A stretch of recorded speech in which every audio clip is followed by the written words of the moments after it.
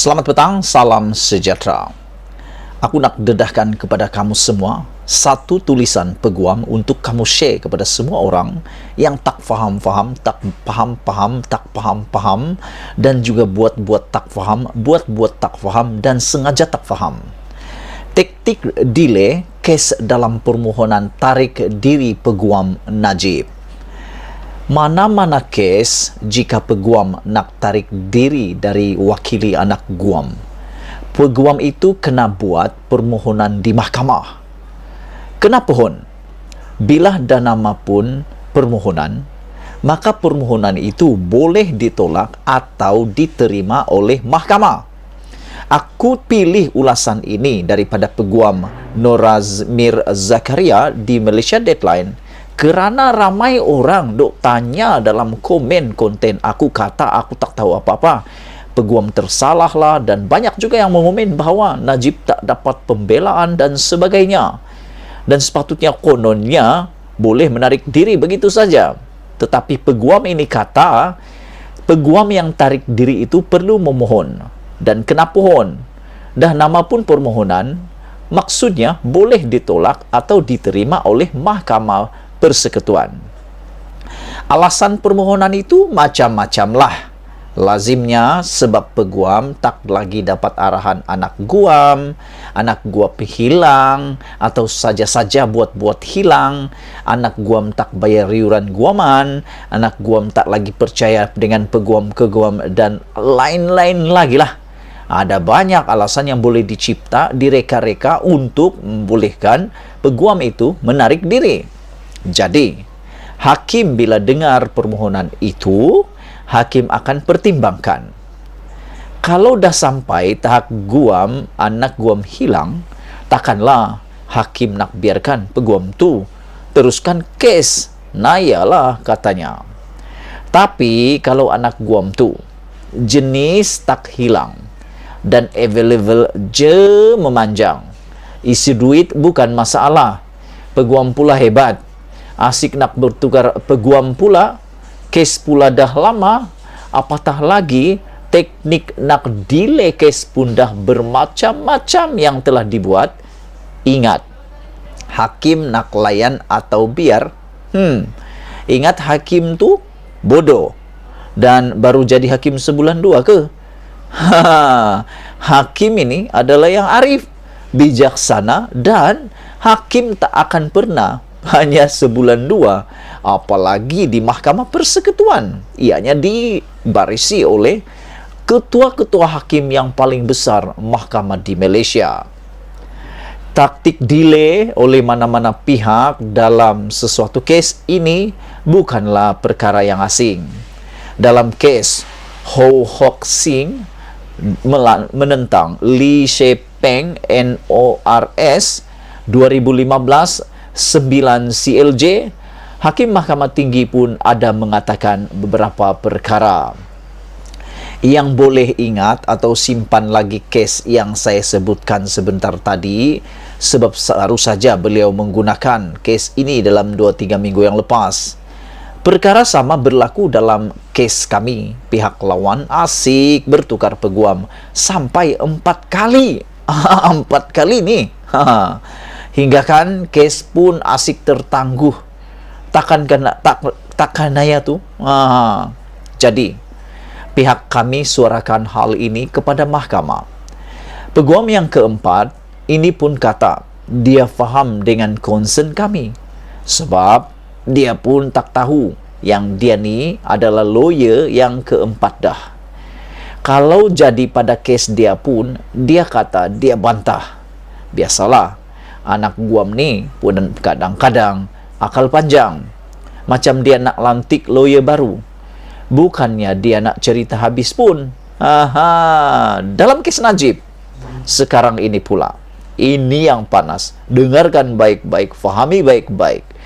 Dalam kes Najib sekarang ini pula, hakim yang bersidang bukan seorang, tapi 5 orang. Jadi, bila Mahkamah Persekutuan tolak permohonan peguam Najib untuk tarik diri atau tangguh kes, ia adalah keputusan semua 5 orang hakim itu. bukan seorang hakim saja. Kena ingat, setiap 5 orang hakim itu ada kuasa untuk membuat keputusan sendiri. Boleh jadi ada yang setuju, ada yang tidak setuju. Sebab tu, ada kes yang berkeputusan sebulat suara, ada yang majoriti 4-1 atau 3-2. 4-0 saja yang tiada. Itu keputusan menu. Jangan buat hal di sini. Itu tentang bola sepak. Jadi, bila semua 5 orang hakim tolak permohonan peguam Najib tu, maknanya setiap dari mereka berpendirian permohonan Najib itu tidak bermerit, tidak berasas. Saya biasa buat bicara kes dengan salah seorang hakim yang berlima itu. Taklah sebut namanya, kata penulis ini. Hakim ini memang garang dan strict. Kedah kata, canggih nak mampoi. Janganlah buat hal, katanya.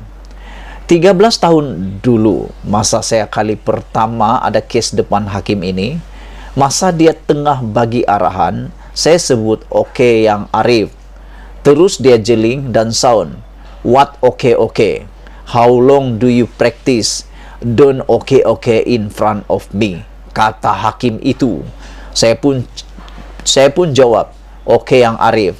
No, sekali lagi dia degil panjang. Dia jegil panjang. Bodoh sungguh aku ni. Duk pi okey buat apa? Cuak punya pasal, kata penulis ini. Nak ceritanya, punyalah strik dan pantang sungguh bab etika dan disiplin itu. Jawab okey pun tak boleh. Ini kan pula nak buat akal tukar peguam dan nak tangguh kes. Ini Mahkamah Persekutuan kot. Ini Mahkamah Persekutuan, bukan mahkamah yang rendah. Mahkamah yang paling tinggi dan dalam segala hierarki mahkamah, bukan mahkamah penghulu. Pernahlah juga dalam 10 tahun dahulu, saya last minute ambil kes satu orang nih, ganti peguam lama. Esok lusa dah bicara, dah baca dah kes, boleh je nak teruskan. Cuma bila hari bicara, saya maklum kepada hakim, saya perlukan masa untuk studi lanjut kes. Samalah macam alasan kes Najib itu. Dan minta tangguh tarik, singkat saja. Hakim tak benarkan. Dia kata, once you ambil kes, you kena ambil tanggungjawab dan teruskan kes. Saya pun okey je. Teruskan je lah. Bila saat cross-examine saksi lawan, tiba-tiba saksi itu taklah jawab. Dan kata dia perlu masuk dokumen tambahan. Pendek cerita, pihak lawan yang mohon tangguh kes. Jadi, kes pun akhirnya tangguh. Itulah dia, aku nak tangguh tak bagi. Itulah tadi aku nak tangguh tak bagi, katanya. Kesimpulannya, janganlah duk ingat apa yang berlaku dalam kes Najib ini benda asing dan pelik. Keputusan Mahkamah Persekutuan itu pun tak pelik. Tarik bicara kes Najib, ni lama dah ditetapkan. Bukan baru semalam dapat WhatsApp tarik. Yang lebih pelik ialah kalau kes tak jalan dan tangguh, tu pelik. Aku ulang lagi. Yang pelik ialah kalau kes tak jalan dan tangguh, itu pelik. Jadi, jangan duk buat terbeliak cempera serupa tetelan putik deghian. Aku pun tak faham apa yang dia sebut akhir ini. Duk terbeliak cempera serupa tetelan putik deghian. Aku tak faham lah itu. Apapun, itulah dia penjelasan paling luar biasa. Aku sendiri pun hampir kali pertama aku dengar penerangan begini mudah. Tolong share video ini supaya semua orang yang buat-buat tak tahu, tak percaya, buat-buat tak yakin dan sebagainya, yang kata perkara ini pelik, hanya Najib yang kena, rupa-rupanya peguam ini ceritakan segala-galanya. Malaysia kita punya, kita jaga sama-sama cintai Malaysia. Kita jumpa lagi, bye-bye.